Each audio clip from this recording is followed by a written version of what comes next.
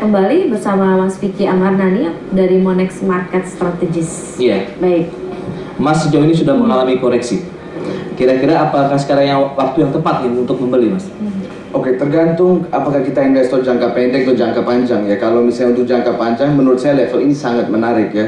Kalau kita lihat minggu lalu aja ada support kuat di 1625, harga emas menurun sampai 1627. Betul. Dan hari Jumat sendiri meningkat sekitar $30 lebih sampai 1660. Ya, tapi kalau misalnya, jadi kalau dari jangka pendek sangat menarik. Dan saya lihat nilai fair untuk emas adalah di 1750. 1750. Oke, secara fundamental ya, secara fundamental nilai fairnya di 1750. Tapi kalau secara trader, mungkin saya sarankan kalau harga emas balik lagi ke level 1640-an menarik untuk dibeli. Atau kalau ada breakout, kalau harga emas pecah level 1670 pun itu sangat menarik, dan level berikutnya di 1720. Dengan adanya perlambatan ekonomi di Cina dan juga di Eropa, bagaimana Anda melihat orang memegang emas saat ini, minatnya seperti apa sebenarnya? Oke, mungkin utama ya, langsung pada saat beritanya keluar, efeknya buruk buat emas. Soalnya mereka berpikir sekarang permintaan untuk komoditi akan menurun dari Cina gitu. Tapi menurut saya itu efek terbatas saja. Sebetulnya saya masih lihat sangat menarik untuk komoditi, dan mungkin poinnya karena suku bunga rendah di Amerika Serikat, tidak ada yang tertarik membeli US dollar, itu uang pasti akan balik ke pasar equity dan pasar komoditi. Oke, sebelum kita ke falas, bagaimana Mas, minyak maksud saya, kalau kita lihat di Amerika sudah ada kenaikan harga BBM-nya begitu. Sudah 15% mereka naik. Ya, betul. Bagaimana Anda melihat pergerakan harga minyak nanti?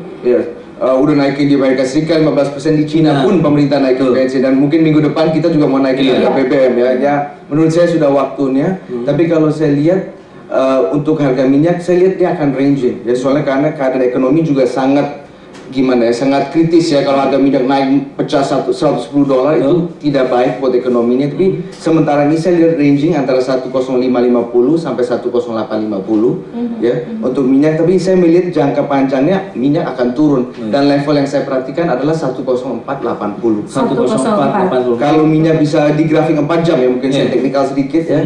Kalau di grafik 4 jam dia bisa pecah di bawah 10480, saya akan pasang stop loss di 10550 dengan target pertama di 103, target kedua 101.25.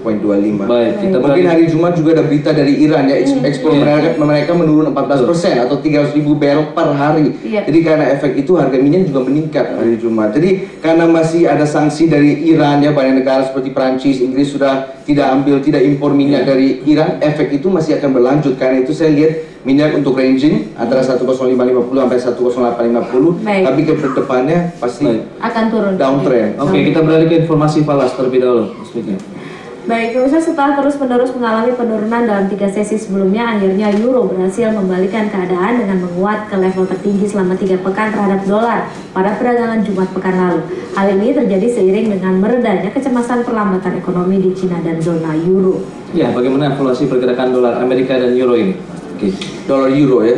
Ya, kalau kita lihat sebetulnya dolar euro lagi dalam range ya, sebetulnya dari 1.3000 sampai 1.3300. Terakhir 2 minggu lalu dia pecah range ke 1.3485. Mungkin dari sini kita bisa lihat efek orang minat kepada aset risiko ya. Euro karena berita buruk dari Cina dan Eropa menurun sampai 1.3040, tapi cepat sekali balik mendekati 1.3300 lagi, sekarang 1.3250 ya.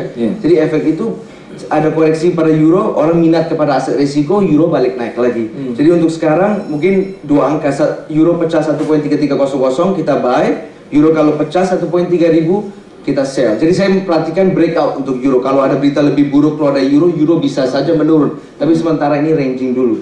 Oke, proyeksinya terhadap rupiah seperti apa, Pak Vicky? Rupiah kayaknya cukup stabil ya, walaupun harga BBM mau naik ya, ada harga sembako ya dari terakhir 2 minggu katanya harga cabai sudah meningkat 50%. Tapi indeks rupiah Indonesia masih di 4.000 ya. Jadi saya lihat masih dia akan ranging antara 3.800 sampai 4.100, dan resistance yang kuat adalah di 4.200. Tapi jangka panjang Indonesia masih akan naik, soalnya GDP pertumbuhan Indonesia masih sehat di 6,5%, tingkat pengangguran masih rendah ya. Jadi saya lihat dari tetangga Indonesia ya, negara-negara Singapura, Malaysia, Indonesia paling protected dari dampak Cina, Eropa, dan Amerika Serikat karena permintaan lokalnya luar biasa gitu. Karena pasarnya begitu besar gitu, konsumen di dalam pasarnya negeri bagus dan pasarnya sangat sehat juga gitu. Kalau kita bandingkan antara US dollar dan yen Jepang, bagaimana Anda melihat? Ya, mungkin seperti kita lihat ya, seperti tahun ini sendiri dolar yen sudah menguat 10% ya, dari 76 sampai mendekati level 82. Saya lihat tidak ada aset yang cuma naik aja ya, pasti semua mengalami koreksi. Tapi untuk dolar yen saya melihat ini akan terus-menerus meningkat, tapi dengan koreksi terbatas saja di 8180. Saya lihat support kuat dan target saya berikutnya ada di 8420, berikutnya 8500. Ya, ini terus melangkah naik. Apa kemungkinan ada pelemahan juga ke depannya nanti?